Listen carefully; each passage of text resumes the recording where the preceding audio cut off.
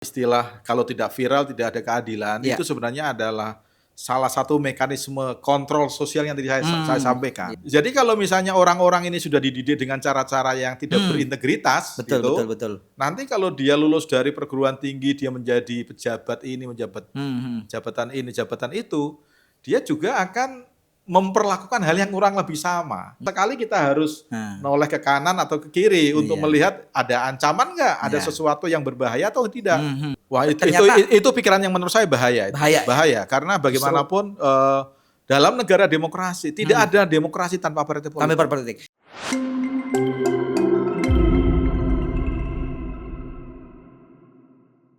Halo sahabat Jaga Asa, kembali berjumpa di podcast Jaga Asa. Kali ini kita akan ngobrolin sesuatu hal yang sedang viral, di mana netizen banyak yang mengkritisi oknum pejabat negara kita. Ada yang dari legislatif, eksekutif, yang kemudian dikritisi kok kerjanya begitu-begitu saja ya, gitu kan.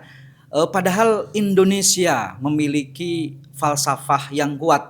Kita punya Pancasila, kita punya Undang-Undang Dasar, kita punya hukum yang kuat untuk dijadikan pedoman. Tetapi masih banyak oknum pejabat negara yang mengecewakan dalam bentuk perilaku korup, kerja yang dianggap tidak maksimal. Dan untuk membahas, ini seru nih, topik yang berat ini gitu ya. Alhamdulillah Jaga Asa Podcast sudah kehadiran seorang tokoh.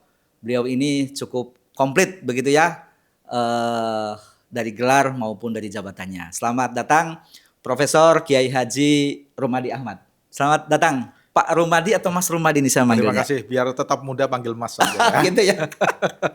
Ya, Mas Rumadi ini salah satu ketua PBNU. Ya, Guru besar di UIN Syarif Jakarta. ya. Begitu ya. Kemudian banyak lagi nih jabatannya, saya tadi dikasih dari produser banyak banget begitu. Kalau disebutin nanti podcastnya nggak Itu selesai-selesai. hisapnya berat itu.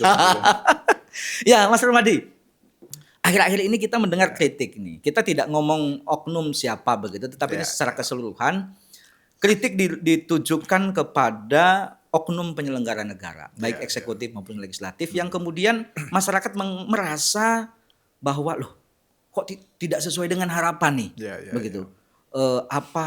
Apanya yang salah? Bahkan ada yang ngomong, buat apa nih kita punya dasar negara Pancasila kalau itu tidak dijadikan dasar. Pandangan Mas Rumadi sebagai tokoh agama, intelektual muslim lah, kira-kira bagaimana nih fenomena seperti ini? Sebenarnya hal seperti ini tuh ada di setiap sejarah. Yang namanya pejabat negara, kemudian dia melakukan tindakan-tindakan yang tidak seharusnya. Itu dalam setiap penggal sejarah dimanapun, bukan hanya di Indonesia, bukan hanya zaman sekarang, tapi sejak zaman dulu selalu ada orang-orang yang seperti itu. Tetapi sejauh kita masih bisa memberikan kontrol dan masih bisa mengatakan bahwa apa yang dilakukan orang itu bukan sesuatu yang benar. Kita tidak melakukan normalisasi atas apa yang dilakukan itu. Sebenarnya kita masih punya sistem kontrol. Jadi satu hal yang sangat penting dalam negara demokrasi itu adalah sistem kontrol. Bukan hanya kontrol oleh lembaga-lembaga yang memang diberikan kewenangan untuk melakukan kontrol. Misalnya ada legislatif yang salah satu fungsinya itu memberikan kontrol, bukan hanya aparat penegak hukum yang juga salah satu fungsinya itu adalah mengontrol supaya penyelenggara negara itu tidak korup. Tapi kita juga punya sistem sosial, organisasi-organisasi sosial kemasyarakatan yang bisa memberikan kontrol terhadap aparatur negara yang melakukan tindakan-tindakan penyimpangan itu. Jadi yang saya khawatirkan itu bukan soal ada orang yang melakukan tindakan yang menyimpang. Yang saya khawatirkan itu adalah kalau sistem sosial kita sudah merasa imun dan merasa biasa, tindakan-tindakan itu dinormalisasi. Dianggap sebagai sesuatu yang lumrah gitu. Ini yang menurut saya bahaya. Jadi kalau aparatur negara melakukan tindakan-tindakan seperti itu dan kita menganggap itu biasa, itu adalah sesuatu yang normal, menurut saya itu berarti sistem sosial kita sudah rusak. Tetapi kalau masih ada orang yang memberikan kontrol, masih itu menunjukkan bahwa sebenarnya ada sistem kehidupan sosial dan kehidupan demokrasi yang masih sehat gitu. Nah, masalahnya adalah bagaimana sistem kontrol terutama yang dilakukan oleh aparat penegak hukum Iya, terhadap iya. orang-orang yang memang melakukan tindakan-tindakan menyimpang itu harus dipastikan ada tindakan yang firm dan kemudian itu bisa menimbulkan rasa keadilan oleh Iya. masyarakat. Nah, saya khawatir itu kalau misalnya masyarakat merasa diperlakukan tidak adil atau ada sistem penegakan hukum yang tajam Iya. ke bawah, tumpul ke atas gitu. Itu yang bisa menimbulkan perasaan ketidakadilan. Jangan meremehkan munculnya perasaan ketidakadilan ini. Karena protes dimanapun ya, Iya. protes terhadap aparatur pemerintah dan lain sebagainya, itu muncul salah satu sebab terpentingnya itu adalah karena merasa diperlakukan tidak adil. Ada tindakan-tindakan yang tidak adil kepada orang-orang yang seharusnya mendapatkan hukuman Iya, iya. atau tindakan hukum dari apa yang dia lakukan. Nah, terkikisnya kepercayaan ini kan sekarang ada istilah ini, Mas. Ya. No viral, no justice. Iya, iya. Itu kan? Itu dari masyarakat itu yang kemudian diinikan. Itu apa berarti kepercayaan masyarakat menurun kepada penegak hukum? Di satu sisi mungkin iya, ya. Istilah kalau tidak viral tidak ada keadilan Iya. itu sebenarnya adalah salah satu mekanisme kontrol sosial yang tadi saya sampaikan. Iya, iya, iya. Kontrol itu bisa muncul dari berbagai macam sudut ya, Iya, termasuk misalnya menviralkan sesuatu yang kemudian itu menjadi dorongan atau Iya. desakan kepada aparatur penegak hukum untuk Iya, melakukan tindakan, itu adalah salah satu sistem mekanisme sosial yang ada gitu. Ya memang idealnya sih tanpa ada desakan dari manapun Iya, iya. seharusnya memang aparat penegak hukum ya harus melakukan apa yang harus dia lakukan gitu. Cuman memang kita juga tidak bisa menutup mata. Iya, iya. Banyak hal-hal yang kadang-kadang apakah disengaja atau tidak disengaja gitu yang tidak mendapatkan atensi atau tidak mendapatkan perlakuan yang semestinya. Ya, kemudian masyarakat mempunyai mekanisme sosial baru dengan membuat sebuah peristiwa itu viral, Iya, iya, iya. diperbincangkan orang, dan itu kemudian menjadi alat kontrol baru Betul, bagi betul. masyarakat untuk penyelenggara negara. Nah, ini Mas Rumadi, ini mohon maaf nih mau bertanya nih karena Mas Rumadi sebagai salah satu ketua Ormas di PBNU begitu ya. Oke, ya. Dan juga guru besar, berarti orang dari mewakili suara-suara kampus lah. Hari ini mungkin sahabat Jaga Asa pengen tahu nih, apa sih kontrol yang dilakukan oleh Ormas, oleh kampus untuk kondisi bangsa yang seperti ini hari ini? Ya memang terutama ormas-ormas keagamaan ya, salah satu fungsi tertinggi dari ormas keagamaan itu kan menyuarakan suara moral. Ormas-ormas keagamaan termasuk akademisi, itu dia nggak punya kekuatan politik yang bisa membuat keputusan. Iya, iya, iya, iya. Salah satunya yang bisa dia kemukakan ya menjaga moral. Akademisi yang paling penting adalah menjaga akal sehat. Iya, iya. Jadi akal sehat itu salah satu kelompok yang bertanggung jawab untuk memastikan akal sehat itu masih terpelihara ya akademisi ini. Makanya bagaimanapun yang namanya perguruan tinggi, yang namanya para akademisi itu mempunyai fungsi untuk memastikan bahwa nalar, akal sehat, reason itu masih tetap dipegang teguh gitu, masih tetap menjadi satu acuan untuk bagaimana membuat kebijakan misalnya. Tetapi kan akademisi nggak bisa membuat kebijakan, tetapi dia bisa memberikan guidance nalarnya, akal sehatnya. Sementara organisasi-organisasi keagamaan karena dia memegang mandat otoritas keagamaan, fungsi yang paling tinggi dari agama itu kalau dalam Islam itu kan akhlakul karimah.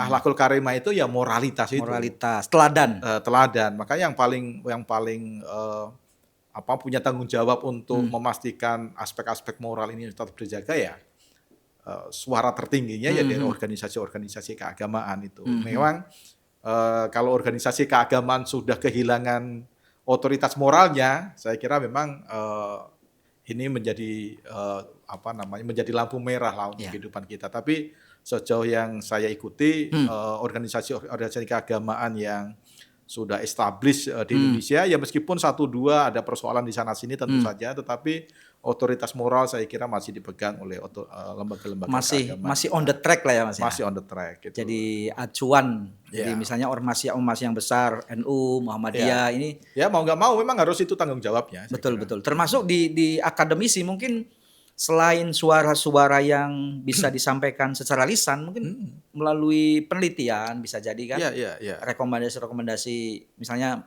ada tulisan pengaruh budaya korupsi terhadap begitu ya. Ya memang terutama persoalan-persoalan yang terkait dengan misalnya korupsi gitu ya. Itu memang di perguruan tinggi anak-anak mahasiswa itu memang harus diberikan pemahaman tentang bagaimana kita harus menjaga integritas gitu. Karena persoalan kehidupan politik kemudian persoalan kehidupan yang terkait dengan pengelolaan pemerintahan, itu sekarang ini yang menjadi sorotan soal integritas. Apa itu integritas? Integritas itu ya kira-kira orang yang antara apa yang diomongkan dengan yang diperbuat itu sama. Itu jangan yang diomongkan A tapi yang diperbuat B. Betul. Gitu. Nah di perguruan tinggi itu yang paling penting adalah bagaimana menanamkan soal integritas ini kepada mahasiswa. Tapi Mas Asep sekarang ini menanamkan integritas ke mahasiswa itu mendapatkan tantangan yang luar biasa. Apa itu Prof? Misalnya begini, saya kasih contoh ini pengalaman saya puluhan tahun mengajar. Dulu kalau saya mengajar itu misalnya mahasiswa saya beri tugas untuk membuat makalah. Oh saya ingat tuh waktu saya kuliah dulu. Makalah ya.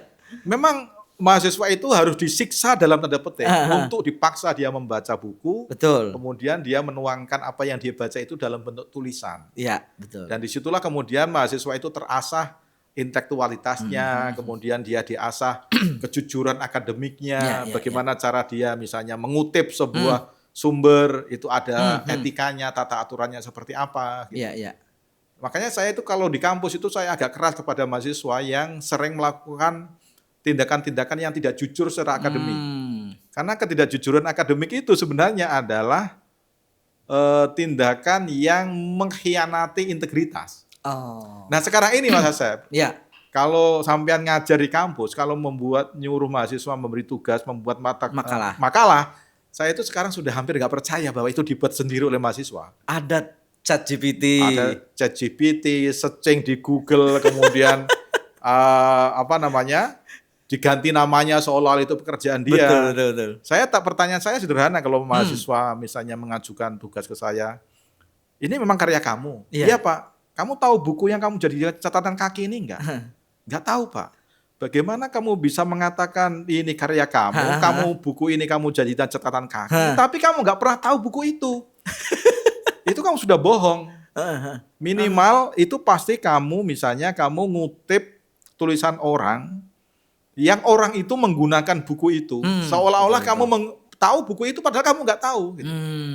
Jadi itu salah satu kejujuran akademik yang dijunjung tinggi kan itu. Betul. Nah sekarang ini soal kejujuran akademik itu yang akhirnya nanti akan membentuk integritas seseorang, termasuk integritas seorang akademisi, itu berat sekali sekarang tantangannya. Dan kampus ini jadi pencetak calon-calon masa depan bangsa. Iya, jadi kalau misalnya orang-orang ini sudah dididik dengan cara-cara yang tidak berintegritas, betul. Nanti kalau dia lulus dari perguruan tinggi, dia menjadi pejabat ini, jabatan ini, jabatan itu, dia juga akan memperlakukan hal yang kurang lebih sama. Integritasnya itu menjadi cacat karena dia proses untuk mendapatkan posisi itu dengan cara-cara yang cacat juga tadi. Tadi yang Mas Rumadi khawatirkan sudah dianggap biasa. Itu dianggap biasa. Nah itu yang bahaya itu. Dinormalisasi. Jadi orang mencuri tulisan, melakukan plagiasi. Makanya di akademik sekarang ini kan berbagai macam cara itu dilakukan untuk memastikan orang tidak memplagiasi tulisan. Misalnya ada aplikasi Turnitin misalnya ya. Kalau kita punya karya dimasukkan di aplikasi itu kelihatan tuh Mas. Itu berapa persen dia kalau kutipan. Kalau dia ngambil dari tulisan orang gitu, itu langsung ketahuan di blok kuning semua, itu artinya dia punya potensi untuk mencuri dalam tanda petik ya. Dan ada ini kan, ada maksimal persentase? Ya, ada minimal apa namanya, dia boleh eh, apa eh, boleh Mengutip. terdeteksi mengutip dari Turnitin Hmm. itu ada batas toleransinya. Karena memang dalam aplikasi itu kadang-kadang ada hal-hal yang kita tidak bisa menghindari. Iya, iya, iya, iya. Misalnya menyebut nama orang itu Betul, kan betul. kalau dalam Turnitin terblok juga kan. Iya, iya, Kan iya. kita nggak bisa menghindari untuk tidak menyebut nama Hmm. orang gitu. Jadi ada batas maksimalnya berapa persen gitu. Ya, Mas Rumadi, kembali ke apa soal tadi etika Ya. politik. Hari ini juga banyak masyarakat yang merasa keterwakilannya tidak terwakili, baik di pemerintahan maupun di eksekutif begitu. Merasa bahwa yang dikerjakan kok tidak menyasar pada kepentingan rakyat, begitu. Apakah benar adanya atau bagaimana sih Ya, pengamatan Mas? saya Rumadi? mendengar lah ada hal-hal seperti itu mungkin muncul di dalam kelompok-kelompok masyarakat. Tetapi sebenarnya kan sistem pemerintahan itu sudah menciptakan mekanisme sedemikian rupa supaya apa yang diinginkan oleh masyarakat itu teragregasi dalam pengambilan kebijakan. Mekanisme apa? Misalnya ada mekanisme musrenbang. Ya, Bisa penganggaran itu ya. Musyawarah penganggaran mulai dari daerah termasuk desa, musrenbang des misalnya. Iya, iya. Musrenbang des itu kan satu mekanisme yang diciptakan supaya kalau aparat pemerintahan desa itu membuat program Iya, dan iya. menganggarkan itu berdasarkan kebutuhan dan aspirasi masyarakat. Iya, iya, iya. Ada musrenbang tingkat daerah, ada musrenbang nas. Gitu. Nas. Itu kan sebenarnya satu mekanisme perencanaan di dalam pembangunan Iya, iya, iya. supaya apa yang direncanakan oleh pemerintah itu memang berdasarkan dari aspirasi dan kebutuhan dari masyarakat itu. Mekanismenya sudah ada. Sudah ada. Adalah juga DPR, misalnya DPR kan juga punya fungsi untuk Controlling, budgeting ya.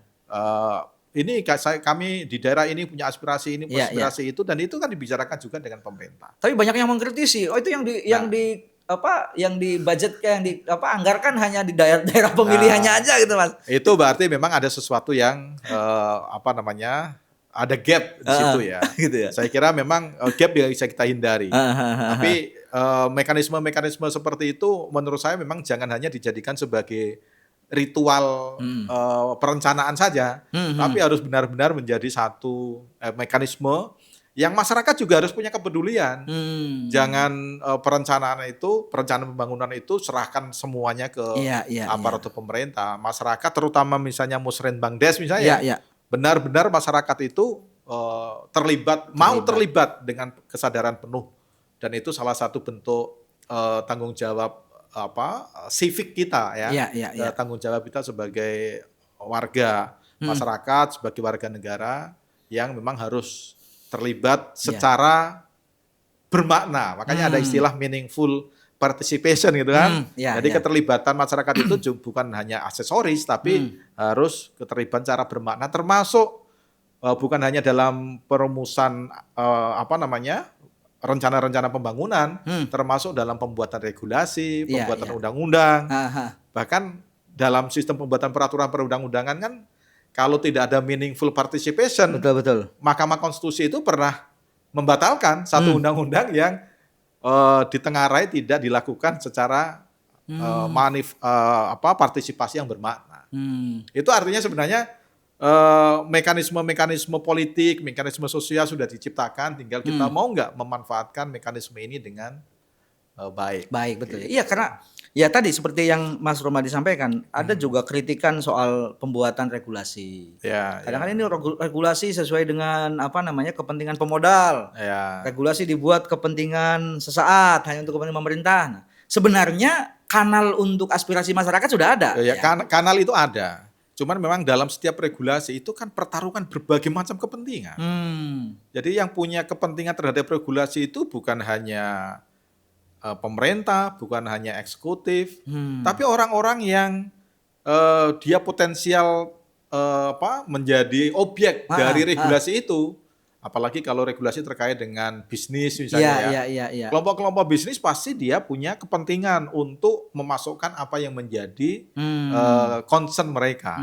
Nah, concern kelompok bisnis itu kadang-kadang berbeda dengan apa yang menjadi aspirasi dari kelompok masyarakat yang mungkin dia menjadi korban dari praktek bisnis tertentu gitu. Jadi memang di dalam perumusan peraturan perundang-undangan itu berbagai macam kepentingan, interest itu bertarung di situ.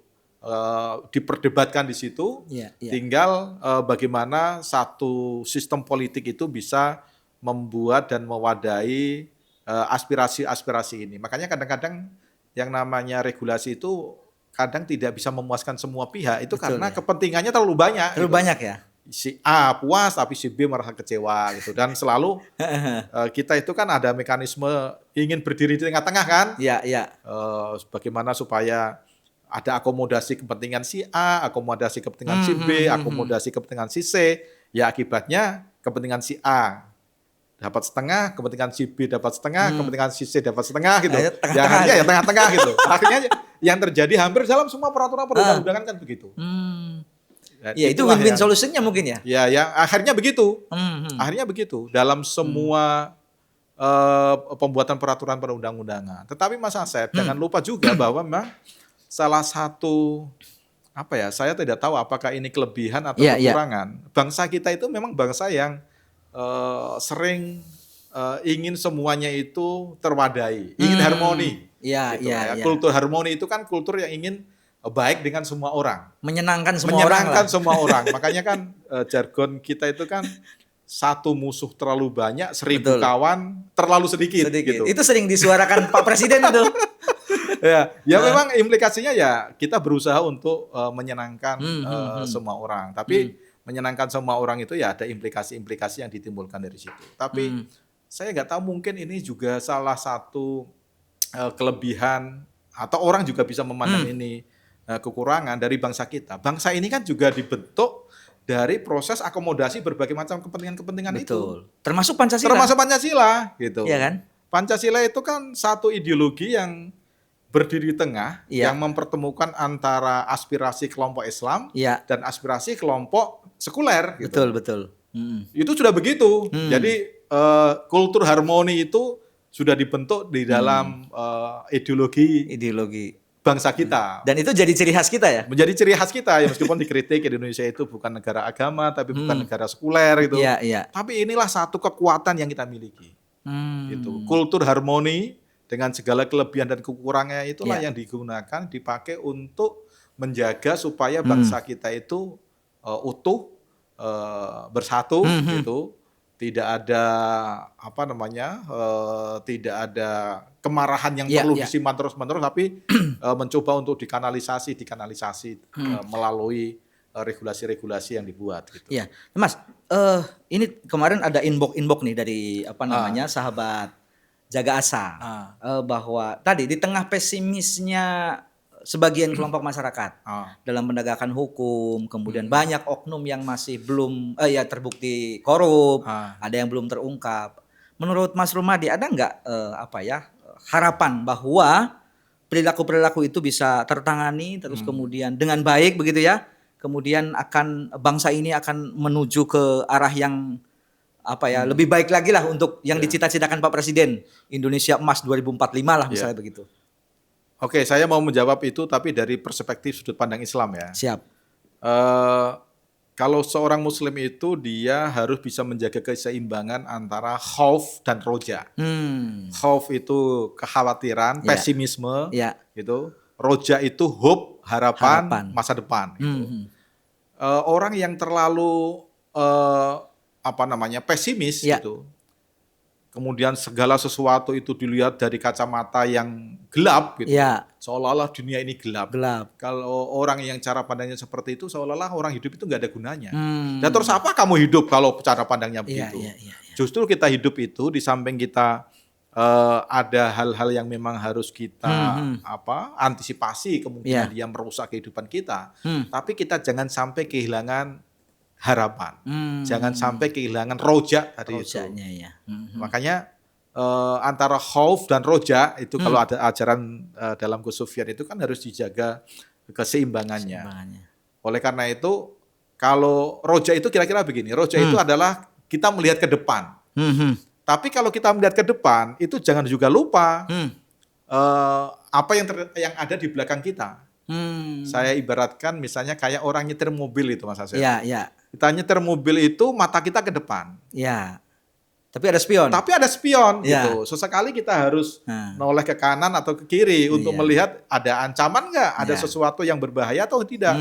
Yang itu bisa kita pelajari apa yang terjadi pada masa lampau. Jadi menyeimbangkan itu menurut saya hal yang sangat penting. Terlalu pesimis, kemudian dia melupakan masa lalu, itu juga nggak baik gitu. Tapi jangan sampai, ada satu kutipan yang saya senang sekali tuh dari teman kita itu Yudi Latif itu, dulu ketua UKPPIP itu ya, sebelum menjadi PPIP ya. Iya. Dia penulis buku Masa Lalu yang Membunuh Masa Depan. Masa lalu yang membunuh masa depan itu artinya orang yang terlalu berorientasi ke masa lampau, ya. Tapi dia kehilangan hope untuk masa depannya.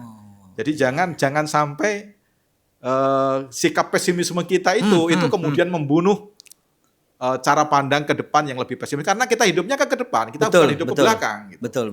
Makanya harus tetap dijaga keseimbangannya itu. Ini quote-nya Mas Rumadi ini cocok juga untuk yang lagi patah hati nih, Mas. Ya kan?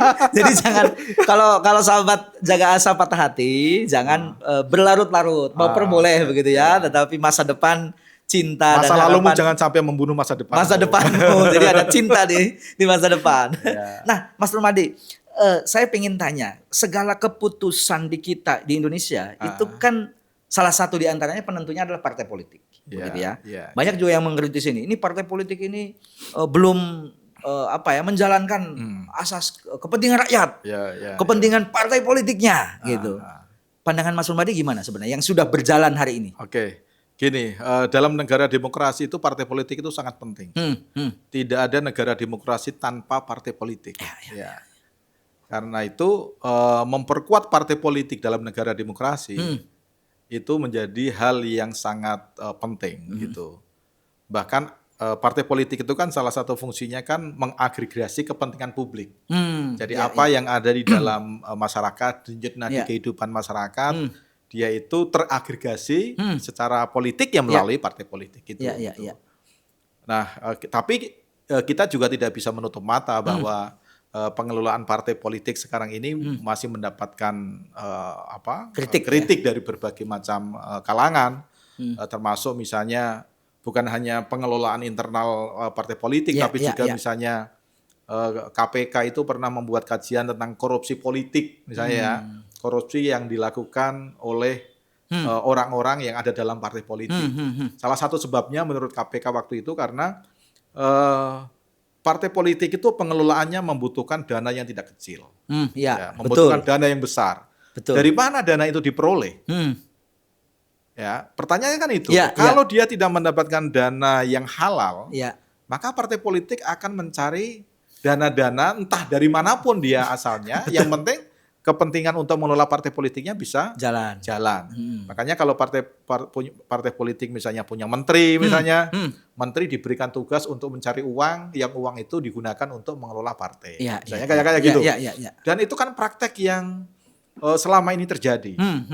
Ya, makanya saya setuju dengan usulan KPK waktu itu. Kalau partai politik mau sehat, maka salah satu hal yang bisa dilakukan adalah pemerintah harus memberikan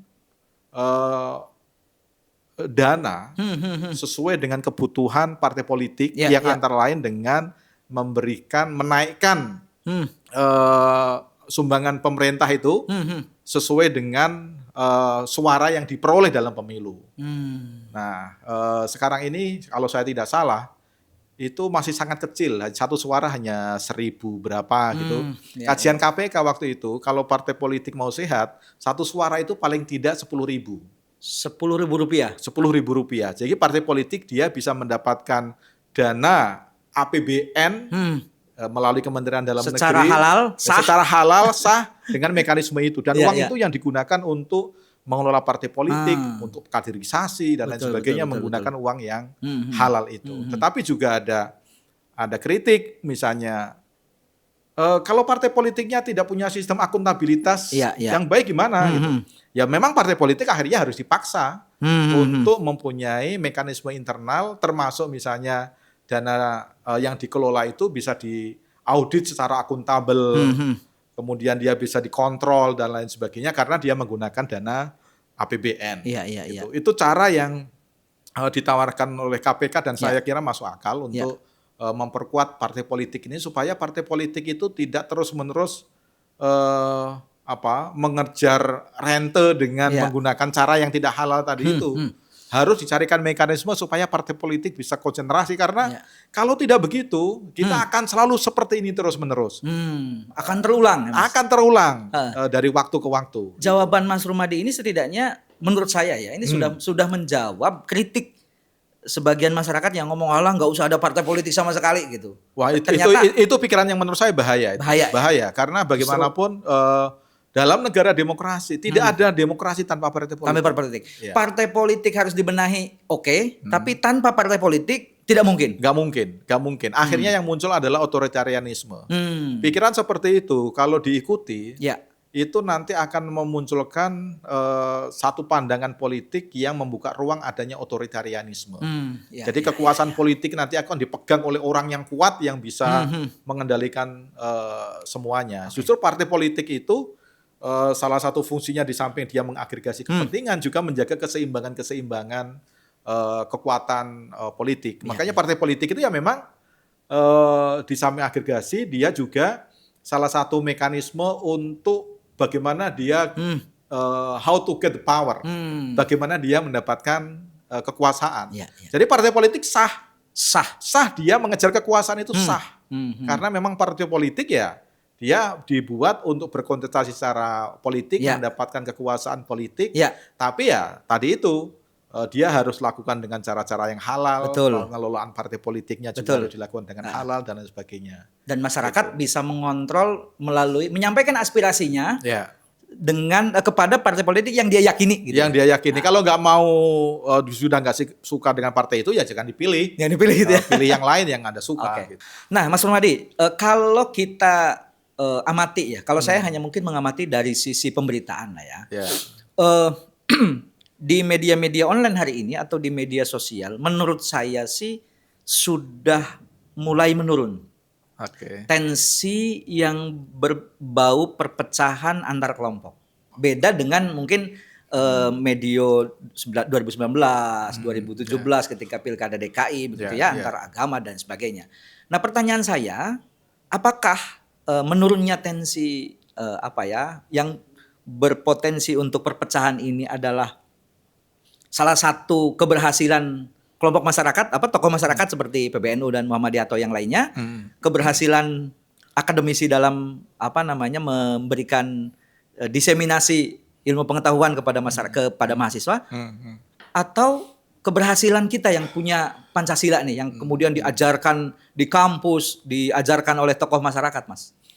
Ya, Pancasila sebagai ideologi negara tentu dia menjadi basis yang memandu kehidupan semua baik pemegang kekuasaan politik maupun masyarakat. Tetapi Pancasila itu kan tidak bisa hanya dilihat sebagai rumusan-rumusan ideal, gitu. Tetapi kita bisa menguji apakah Pancasila itu bekerja dalam kehidupan masyarakat kita atau tidak. Itu bisa dilihat dari perilaku orang-orangnya.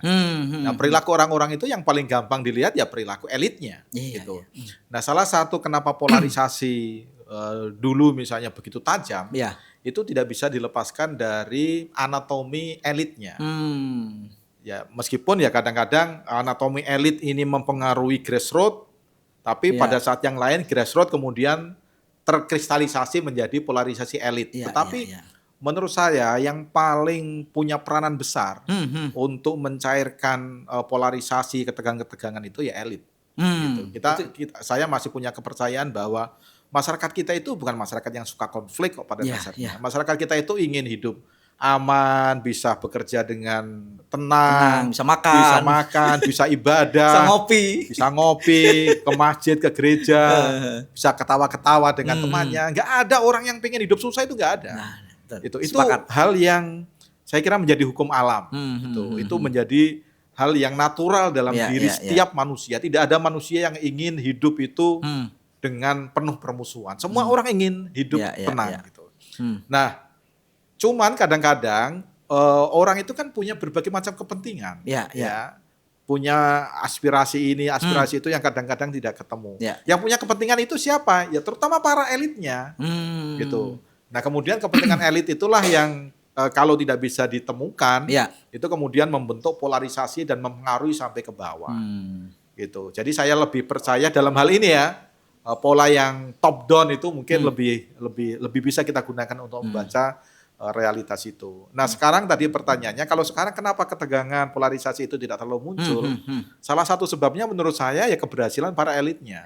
Nah salah satu kelebihan dari Presiden Prabowo ini kan orang yang merangkul semuanya kan, betul. Termasuk lawan-lawan politiknya dirangkul, semua diingin diajak bersama-sama. Itu yang kemudian mau tidak mau akan memengaruhi ke bawah. Jadi nanti kalau misalnya suatu saat ada orang yang teriak-teriak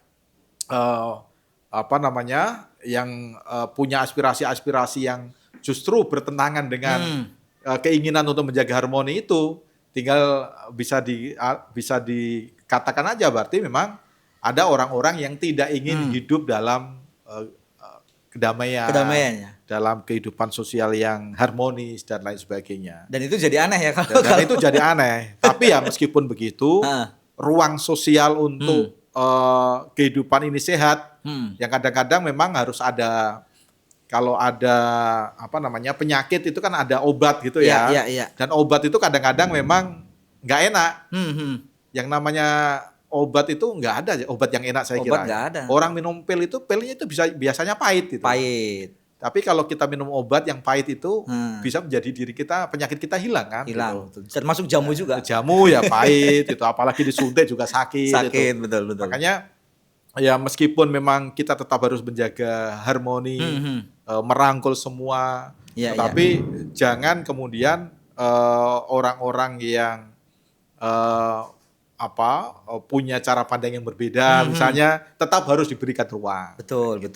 Dan itulah inti dari kehidupan demokrasi, inti dari kehidupan Pancasila yang kita jaga bersama itu ya bagaimana harmoni, kemudian kebersamaan tetap kita jaga, tetapi pada saat yang sama kita juga tetap harus memberikan penghormatan terhadap nilai-nilai hak asasi manusia, termasuk di dalamnya itu adalah kebebasan untuk menyampaikan pendapat, kebebasan untuk berekspresi tetap harus kita jaga. Termasuk tadi yang pembicaraan di awal itu Mas, berarti yang maksud kritik masyarakat kepada penyelenggara negara yang dianggap belum bisa memenuhi aspirasinya, ya harus terus dilakukan begitu ya? Harus terus dilakukan. Justru yang bahaya itu kalau sudah nggak ada kritik sama sekali itu bahaya juga gitu. Itu termasuk misalnya kalau rumah tangga kalau udah pada diem-dieman bahaya berarti. Nah ini jangan sampai diem-dieman gitu kan? Jangan sampai diem-dieman. Tiba-tiba kalau diem-dieman bisa meledak gitu kan? Meledak. Bahaya itu. Tidak ada komunikasi sehingga. Ini ada apa tiba-tiba? Tidak berantem nggak jelas gitu kan. Makanya tadi yang disampaikan Mas Rumadi, sebenarnya kritik boleh disampaikan.